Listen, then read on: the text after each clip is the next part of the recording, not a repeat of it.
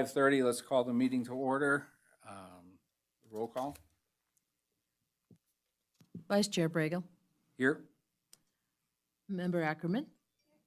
Member Green Wilson. Here. Member Kennedy. Here. Member Castens. Member Schutte. Here. Quorum's present. Okay, moving on. Public comment.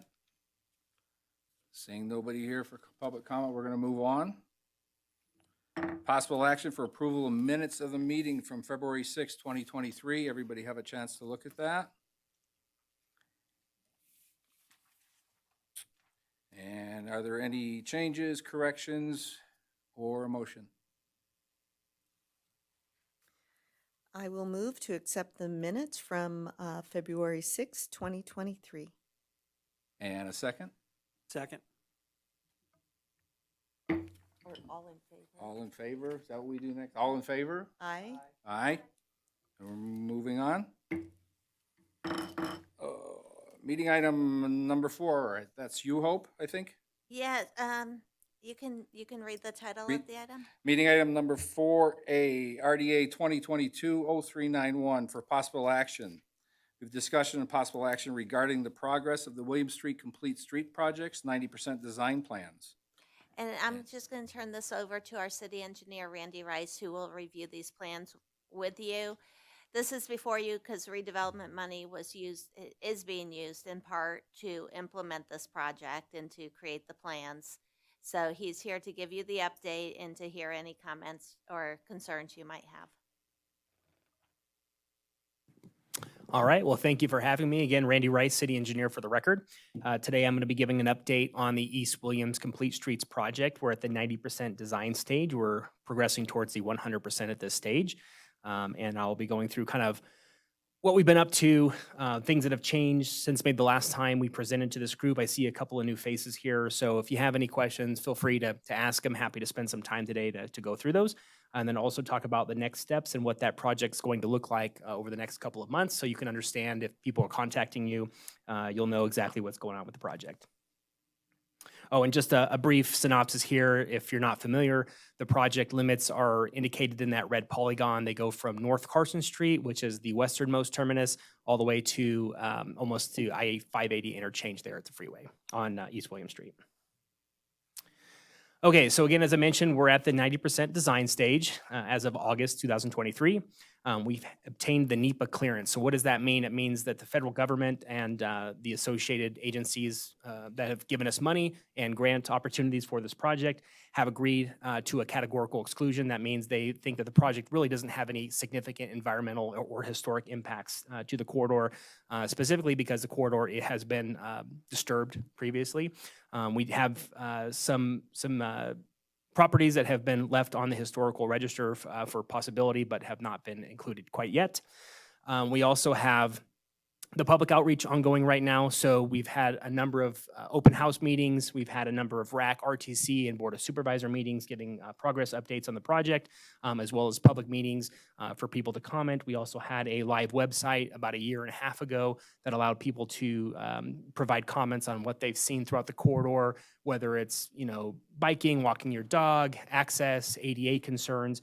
We left that up for a number of months and allowed people to comment, provide pictures, historical background, and that helped formulate some of the decisions we made on the project as well.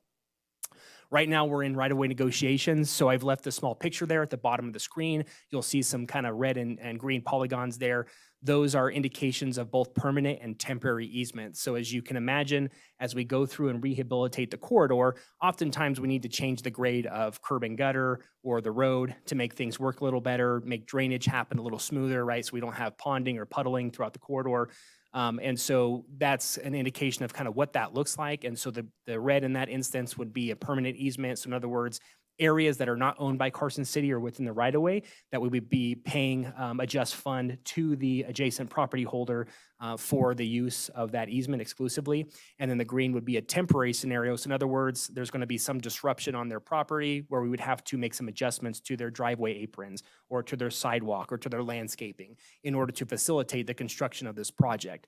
And so we would give them, again, just compensation for the use of their land as we're coming in there and disturbing their property. After the end of that, we would put their property back into its original state or to the project specifications or better, right? Always as is or better. Quick recap about the project. If you're not familiar, just a couple bullets here. I'm actually going to go from the bottom up. So one of the major components we're working on is undergrounding of overhead utilities. Essentially, we're working from the Carson to Stewart areas. We're hoping to get some of those large unsightly overhead utilities that are out there aerially and install them subaerially. So put them in the ground in conduit. It's also good for sustainability, right? So if we have windstorms, ice attack, precipitation, those things can fail from time to time and leave power outages or utility outages. And so undergrounding them does increase their security for the community. We're also putting in a few electrical vehicle charging stations. We have gotten some feedback. Some community members don't like that. That is a requirement to receive the grant money. We are required to put those in. And so whether you fall on either side of the line there, that is a grant requirement for the project. We're also doing utility improvements, so there'll be water and sewer improvements throughout the corridor. So we have antiquated utilities that do need improvement. Oftentimes we have brittle lines that when we perform these construction techniques, especially with dynamic compaction that is required for the roadway to get good compaction and density on the asphalt, that can often disrupt utilities. So we go in ahead of time, we go ahead and improve those utilities, put in newer pipe so that it's able to handle those loads when we're going in there. And also we want to do a dig once approach. So in other words, if the roadway and the utilities have to be replaced from time to time throughout the city, we don't want to come back in 5 years and dig up a brand new road, right? So if they're roughly in alignment, we like to do those all in one approach so we can do the trenching first, come back and do the road, and hopefully we don't have to touch that area for a very, very long time. Vehicle turning movements are changing slightly. We have reduced some of the lanes, like for example, North Carson Street to Stewart going eastbound from Carson to Stewart. We are reducing one eastbound lane. And so that is essentially because a lot more of the traffic is heading on to Stewart Street and not coming through that corridor as much. It gives them another option. And so that allows us to have the full complete street project within those limits without having to do substantial completion of demolition or purchasing of properties throughout that corridor and to limit the disruption through that area. We do have bike lanes throughout the corridor, and we are including landscaping and lighting basically all the way up through Stewart Street and a little bit to the east of Stewart Street. Absolutely, go ahead. Thank you. So I know that it's one lane Carson to, and I'm forgetting now the name. Stewart. Well, prior to that though, initially it was, and then it was going to two, or was it always the one lane to Stewart? So currently right now as it sits, it's 2 lanes eastbound from Carson to Stewart. We're going Okay. to reduce that to 1 lane. To one. Yes. And that allows us to do a couple of things. It allows us to have the separated bike lanes and reconstruct some of the curb gutter and sidewalk through that corridor and provide landscaping as well. And we also have provided, I believe, a second turn lane going southbound on the westbound approach. That was my question. Yes. So Okay. yeah, all those factor into that. I didn't articulate it well, but thanks for reading my mind. No problem. All right, so just a quick recap here, North Carson to Stewart. You can kind of see how the corridor is here. This might answer your question, Supervisor Schutte there. You can see the 2 eastbound lanes there on the south. And here's what the corridor is anticipated to look like at its current standpoint. I don't know if I didn't mention this, but there is the anticipation of a second turn lane there. We have a through lane and a turn lane to facilitate the right-hand turn. We've also increased queuing length in a lot of areas, and again, coordinated the bike path throughout. So here, these bullets are actually intended to show what's changed between 60 and 90. So you'll see that top kind of bullet there. It says proposed median removed. So at one point, we did have a median restricting leftbound turns from, I believe that's Plaza Street going south, and also to restrict some of the movements going in and out of that stop sign there. So after talking with a number of the residents and businesses throughout that corridor, we understood that that's a major location for a lot of their deliveries. And so we understood from them from discussing that that would be a substantial challenge for them. So we did remove the median within East William Street and provided it basically a median pork chop on the northbound lane so that it's right turnout only. So to prohibit people from going leftbound there. And that's to help with the queuing and reduce the potential for accidents and impacts at that location. We have refined some of the landscaping design. I'll get to that a little bit later. And then we've also defined where some of our low impact development or LID is going to be. And essentially what that is a sunken or depressed landscape area. It's bioretention. So what it does is allows water to enter into that area and remove and improve some of the water quality that goes through our system. So rather than having the oils and the debris and things that come off of the roadway, it'll enter into this low impact development system. It will remove some of those constituents and then improve the water quality before passing into our storm drain system. So here's the current condition of Stewart to Roop. And this is what it'll look like moving forward. You'll see we do have some bus stops located. So I believe at Smith's right now, going on the eastbound approach, there's a right-hand turn lane. We're going to modify that into a bus stop. And then we've also added a median to prohibit left-hand turns going northbound out of Walsh and also restrict people crossing the road and going southbound onto Walsh. So the vehicular traffic through there or the motorists would have to choose a different route. Likely going to Roop Street would be a better alternative through there. Oops.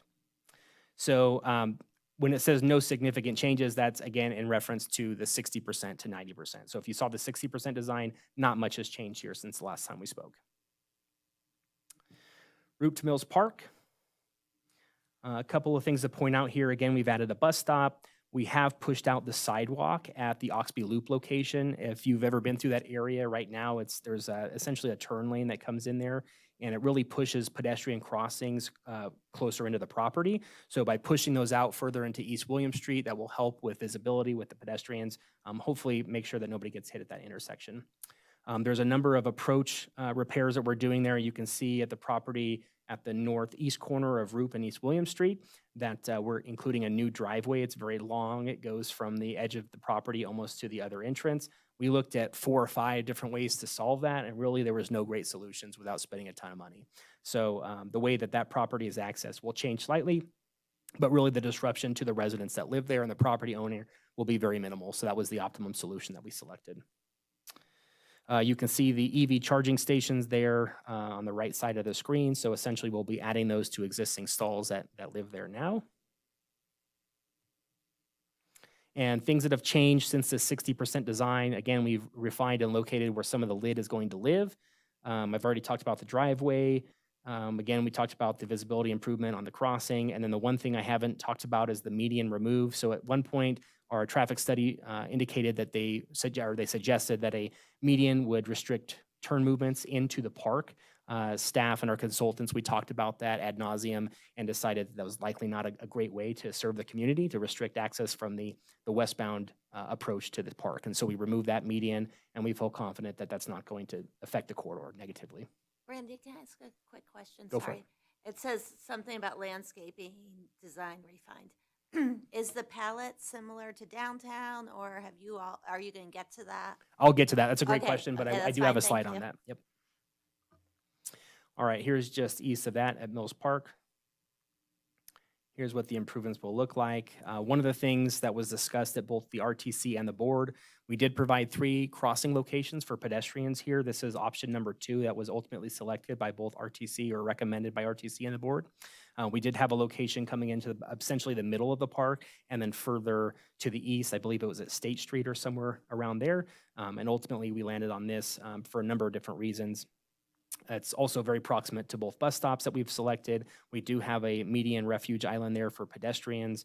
So hopefully that will give high visibility to the pedestrians crossing there. We're also proposing an RRFB system, which is essentially the rapid flashing beacons there, the lighting system. So when a pedestrian enters the crosswalk, they'll be able to hit that signalize button and indicate the presence of them in the crosswalk. Yeah. On that one, I just want to thank you and the staff because I know that was a tough discussion in terms of where the crosswalks are and just the explanation in terms of, we're looking at it, looking down, and you're not seeing where steps are needed or grades or all of that. And so it was really helpful. So Yep. just a No, and thank you for your input. You're right. And we go through the same thought process, as you all do as well, right? There's that common sense element that goes into that thinking process. So it's good. It's iterative, right? And that's part of the process. So appreciate you all providing your comments there. We are extending a couple of extra, I believe it's 4 or 5 parking stalls there to the east. So where you currently exit the park now will be extended slightly to the east. Again, we have a couple more bus stops in here, and let's see if I missed anything. Again, we had a couple of medians in the middle there that we thought did not make sense to spend the money. And we got feedback from our maintenance and operations crew that the difficulty and safety issues with maintaining landscaping in the middle of those medians throughout the road could be a safety concern. It's also expensive and difficult to do. So then we changed it to concrete. And then at that point we said, well, if it's just going to be an ugly concrete block in the middle of the road, probably not necessary, right? And so we removed the expense of putting those medians at those locations. Further to the east, Mills to Solomon. You see we've put in some medians here to discourage left-hand turn movements out of those high volume areas. Both the car wash, the bank, and the Starbucks there, they get a tremendous amount of volume coming out of there. That is where one of the only fatalities has occurred throughout the stretch here. And so we move forward with our traffic consultant's recommendation to include a median that prohibits left-hand turn movements coming out of state. One of the comments that come up through the Board of Supervisors essentially was that they're not sure that they want to restrict movements here. And so what we've done is we've changed the median here. Instead of sawing it into the pavement and making it difficult, we've changed it to a glue down median, which means essentially instead of saw cutting in and putting curb and gutter before installing the median, essentially be poured on top of the asphalt. So if 5 to 10 years from now, if we're not seeing the volume that's being projected in our models, we could easily remove that for a small cost, and it really wouldn't affect the corridor too much. And so that we thought that was a fair compromise that was brought up by the Board of Supervisors, and we were happy to make that change. But this is the configuration as it is. I believe if you look at the previous slide, we currently have 2 northbound lanes on the eastbound movement, or northbound turn lanes. We're eliminating one of those and just going to 1. And essentially that's because the model indicated that a majority of the traffic was heading into downtown and not out of downtown. I believe the split was something like 90-10 or 85-15, something like that. And so the queuing was more than adequate to handle those northbound movements here. And so it allowed us to have an additional right-hand turn movement through there while keeping the 2 lanes going eastbound. What you may recall from the last time we discussed, again, I talked about the glue down curb. We did have bus stops at the location right next to State Street, but with the crosswalk moving, it made more sense to relocate the bus stop closer to that pedestrian crossing. And so we've moved that. And again, we've made some changes to the landscaping, which I'll talk again about later. All right, almost to the end here, so bear with me. Salomon to Rand. So a couple of changes here. This is what the corridor looks like at 90%. The things I'll mention here, so again, we did some landscaping refinement. The medians here have not changed, but just a quick recap, we increased the queuing length capability of those 2 southbound turn lanes if you're in the westbound lanes. Currently, they're much shorter than that, and so we've increased the queuing or stacking distance in there because we know that intersection gets very busy with the high school getting into the high school. We've taken out the northbound right-hand turn lane. So if you're heading westbound on Williams, if you're at the Chevron and going to the left of the page and you wanted to go on Solomon, right now there's a dedicated right-hand turn movement, a pocket there to accept that. The model indicated that the traffic going onto Solomon was not significant, and so it didn't really warrant that extra right-hand turn lane. And so now we're closing that off and using it for a bus stop. The one thing that does do is it shortens the pedestrian crossing distance. And one of the complaints we get there is the high volume of pedestrians, especially high schoolers that use that intersection. And so by eliminating that right-hand turn, we can shorten the distance from crosswalk end to crosswalk end and hopefully improve the safety because they have less time in the roadway interacting with motor vehicles. All right, Humboldt to Gold Dust West here. Again, not substantial changes from what you've already seen on the 60%, but we did modify the median here. Looking at this, one of the things we determined was that the number of, approaching vehicles in the 2-way left turn lane could be significant here. We have a lot of people entering into the shopping center to the north, but also to the south into Tractor Supply and the adjacent businesses there. And so they were coming at ends, right? So if you can imagine two vehicles coming towards one another, they're both trying to occupy the same space to go into the opposite movement. So we've added a little S curve there in the median to help separate those two to make sure that they know that they can't do that. The idea here is that even though the queuing distance is not very large, that if a vehicle is coming through this corridor and they see a bunch of cars stacked up, or a car trying to go, or two cars trying to go northbound into the shopping center there, they would continue to go to the stoplight and make their movement up there further to the east. All right, last slide here. Not a lot of significant changes. Most of the stuff happening east of Gold Dust Way are essentially striping and maybe some preservation treatment, but not a lot's happening to the actual corridor itself.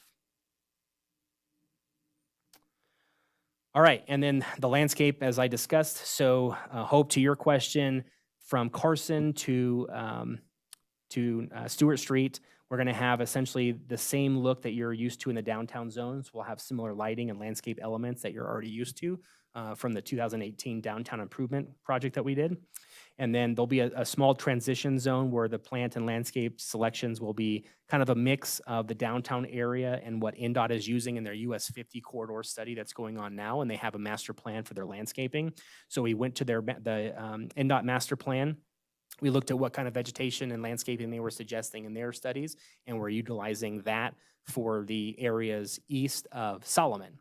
So from Route to Stewart will be the downtown corridor.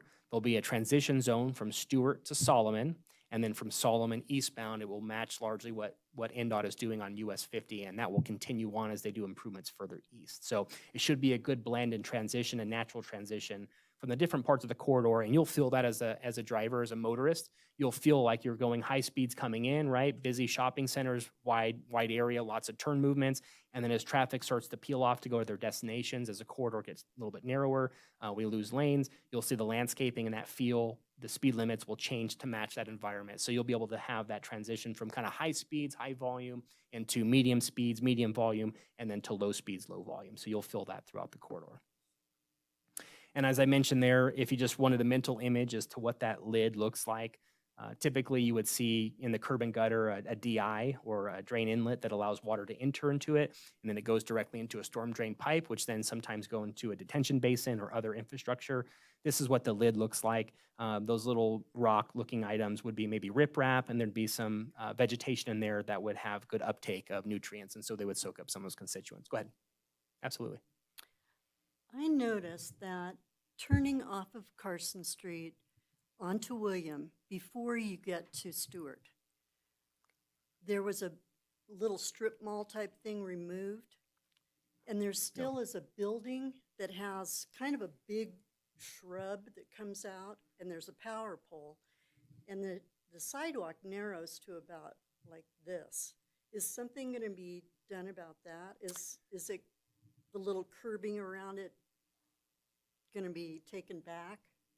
Let me see if I can identify the exact location you're talking about. I believe the answer to that question is yes, but are you talking about the area right in the middle between Plaza and Fall Street where that old CMU building was that got demolished? And then they're working on building additional apartment complexes to the south there, Yes, basically but just west of Jack and there's Bucks. still a building there. Is that going to be removed also? I know it's pretty old. Yeah, my recollection is that is an independent parcel, so no, that building will remain. I don't believe they sold up the rights to that building, so they're keeping the building. But to answer your question, I believe in this area, yeah, so if you look at them, so I'll step by this slowly. You can see right now where the shadow is. I believe that's the building you're describing. And then if you see, I'm going to switch to the next slide. The curb and gutter actually pushes out into the roadway. So we're going to gain additional width through there. So that's part of the necking down of that corridor. So we'll have wider sidewalks, more landscaping, and more buffer between vehicular traffic and pedestrians walking through there. So any narrowing or ADA accessibility issues to that corridor should be resolved with that change. But when they put in the apartment complex, or I don't know how many units they're going to have, I know they've been clearing it out a lot. Will there be access from William Street and Stewart Street and the roads behind? I mean, how will the access be to that? Yeah, so I There's don't. got to be more traffic. Yeah, I don't believe there's any aprons coming onto the property from William Street. They will access from Plaza, Stewart, and Washington. Yep, Thank you. you're welcome.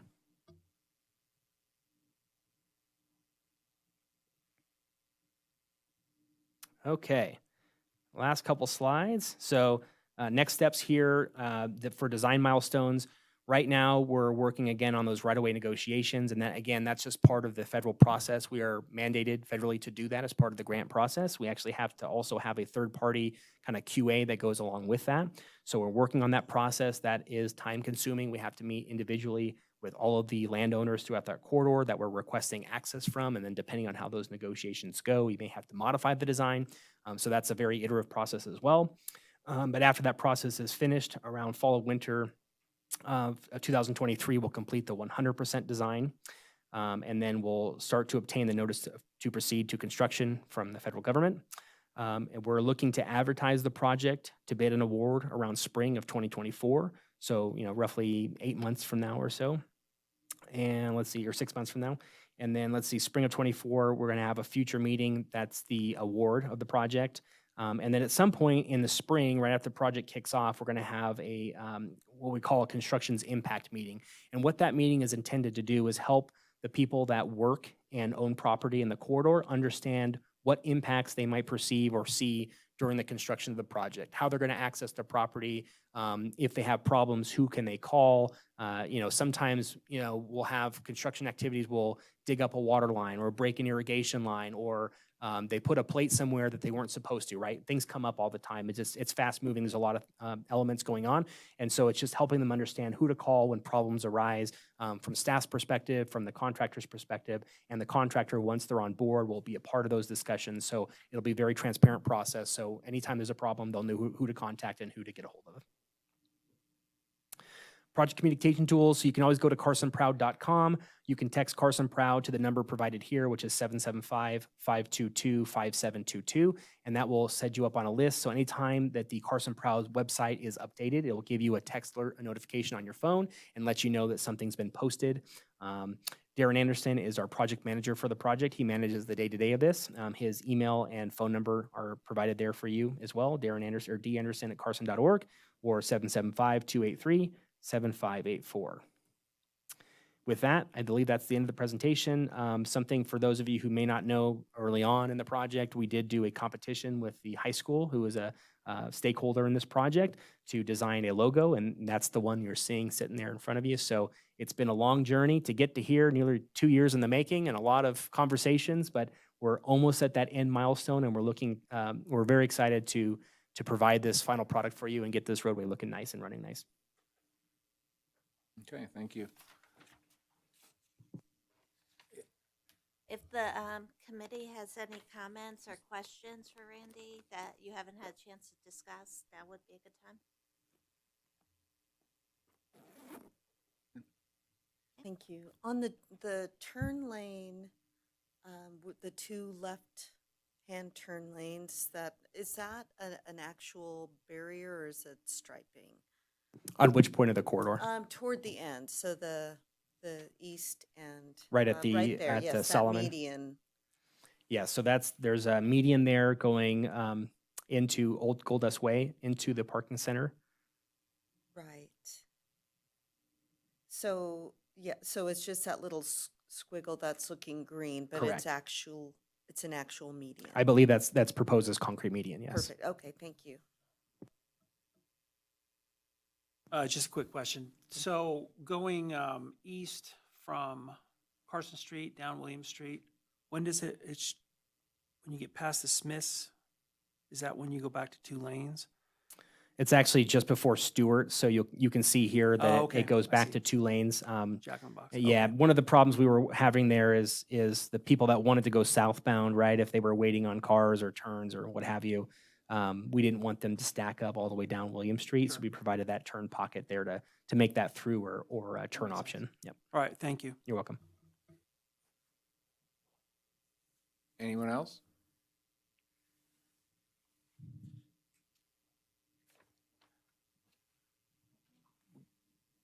Okay, so we can move on to item 5 I- if you'd Move like. on to item 5, okay. This is for discussion only. Staff reports and updates on matters relating to the RACC. Hope? Hold on, give me 1 sec, sorry. They just provided him. They're not taking- And while she's doing that, I just wanted to thank you all for your service and for providing that much-needed money to provide that. That helped get the design going, and it's also going to help with the construction monies that we desperately need. So thank you very much. And thank you, Randy, for that. So, actually, Randy, if you can stay for a couple minutes, just in case there's questions. So, we haven't met for a while, so I want to talk about that. So what RACC does is RACC makes recommendations to the Redevelopment Authority regarding budget. So you heard Randy, and we talked about this project that Randy just presented was in part funded with redevelopment money. There's been sidewalk projects funded with the redevelopment money, and I asked Randy to stay because there's so many projects that he has his fingers in that are partially funded with redevelopment money, including Colorado Street, which if you've been over there, they're paving, doing sidewalks, curb and gutter, and it's a lot of projects. So once we have the budget, the project gets going. And I get a tiny bit frustrated because I'm like, well, Randy, isn't it done yet? And you all just saw the timeline. And you have a project like Colorado Street, and it takes a couple of years because they design it, they bid it, they start working on it, they get hiccups. We're not the sole source of funding. They're getting other funding sources, and based on those funding sources, they have certain due diligence they need to do, like in this case was a NEPA document. So what I've found is that we've funded projects that haven't hit the finish line, and the funding's just continuing on these projects. And so there really hasn't been a lot of need to meet. So I just wanted to be transparent with you about that. We have, I think it's 8 years left before the redevelopment area sunset. What the board has said is the priority is infrastructure. Their priority is not to fund a certain property owner's project, although there is money for facade grants. And right now I'm working with finance to try to figure out, where are we financially in terms of how much money have we already assigned to projects. Even though that money hasn't been spent, I'm on the phone with Randy, I'm on the phone with Parks and Rec saying, why didn't you spend that money? And if it's Randy, he'll say, do you understand everything I had to do? And but Parks and Rec, for example, they have $75,000 to do walkway repairs at Mills Park. They didn't do it. I said, well, why didn't you get it done? And they said, well, it was hard to find people to bid. So very much like the private sector is having trouble finding people to bid these smaller projects, so is the public sector. It's also been delayed procuring equipment, has been a delay as well. So that's under my staff reports and upcoming matters related to RACC. So Randy asked to provide a 90% update to you, which you just had. But this is a really big project. This is probably one of the biggest projects being funded through RACC. And it's not funded solely through RACC by any means. So if there are things you'd like to talk about as part of RACC, we can certainly do that. I don't want to make work and have a meeting just to have a meeting. So with that, I'll stop, and I'll turn it over to you if there's any future items you'd like me to agendize for you. A lot of you are really new, and I'm happy to go over the budgets with you and about, what have we funded and kind of what's the status of that funded item. And we can look at FY23, which we just finished, but we still have projects carrying over in FY24. But if that's kind of boring because it's just budget, I get it.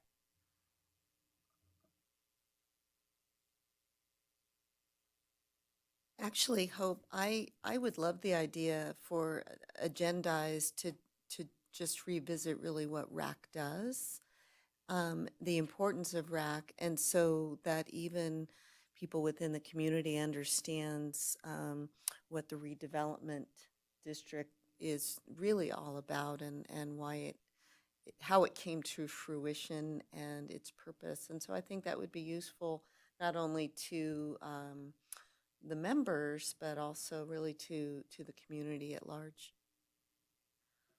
Certainly, we can do that, and I can go over the objectives in the 2 redevelopment area plans. We have two redevelopment areas, redevelopment area 1 and redevelopment area 2. I can go over the timelines and I can go over the different projects that are currently in process and how those tie to those objectives. Yeah, that sounds good. Be nice to summarize everything up and get everybody back on track. And that, does that take care of everything then? Hope there are future agenda items for RAC meetings? I That's think kind there's of that. another comment on. I'm sorry. Go right ahead.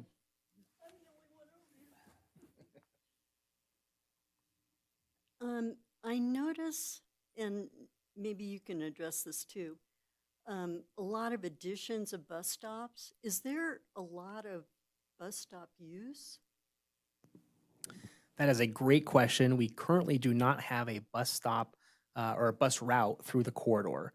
And I'm sorry, I don't recall exactly what's being adjusted, but our transportation department had looked at this extensively.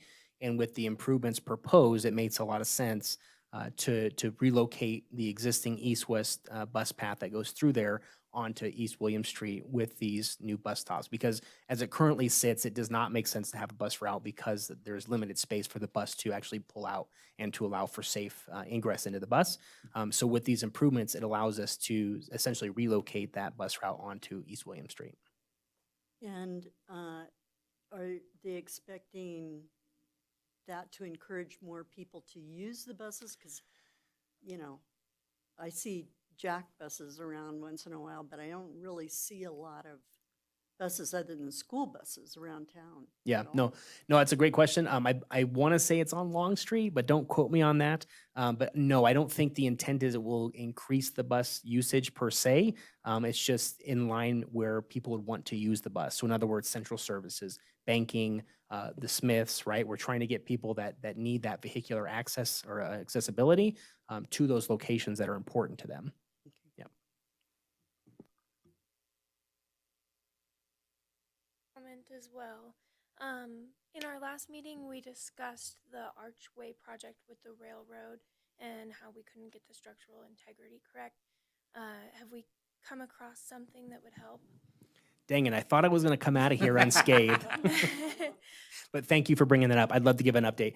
So we did put that project out to bid. So it did take us a long time to get to the finish line. Essentially, we had two elements at play. One of them was the structural element, which was required for seismic and wind and snow loading, right? We have to look at that and make sure at 22 feet tall that under those conditions, we wouldn't have an unsafe environment. So we put that together. The bricks that we have, or essentially the sandstone that we have, is a very soft rock, right? It weathers very easily.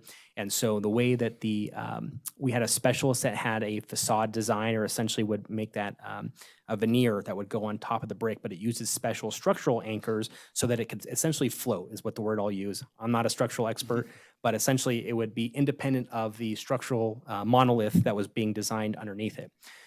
We put that out to bid and got 0 bids. And we had been contacted, we had been in contact with Mason, so similar to the Parks Department. It was just one of those projects that didn't have a lot of interest, even though we tried to drum up a lot of it. We were on the phone with a lot of people, trying to encourage them and let them know when the bid would come out and you know, certain elements of the project.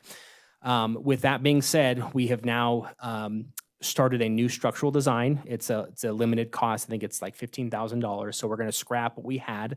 We went back to the drawing table. Basically, the feedback that we got from the local masons was that they didn't want to do the veneer onto this concrete monolith. That's not in their wheelhouse. They'd never done that before. And so what they asked was, can we get a design for CMU, which is essentially like a retaining wall you would use with the hollow centers. And so we're currently working on finishing up the contract with that particular structural engineer who has experience doing that. And we're going to rework, taking notes from the masons, we're going to rework how that's all put together. We tried to do that the first time.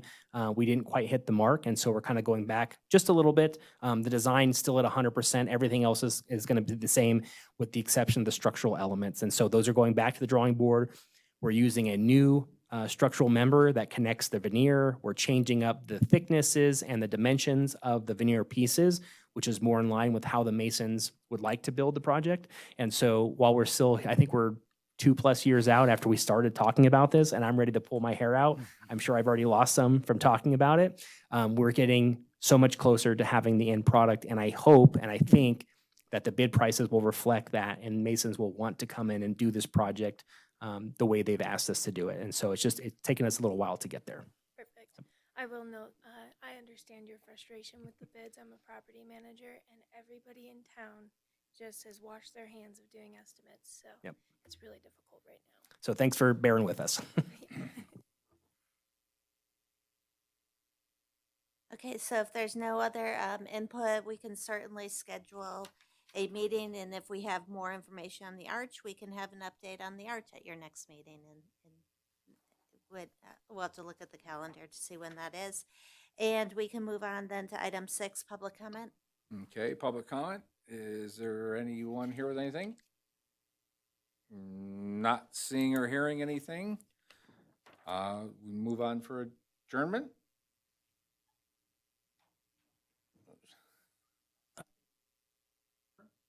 And do we have a second? I second. You're out.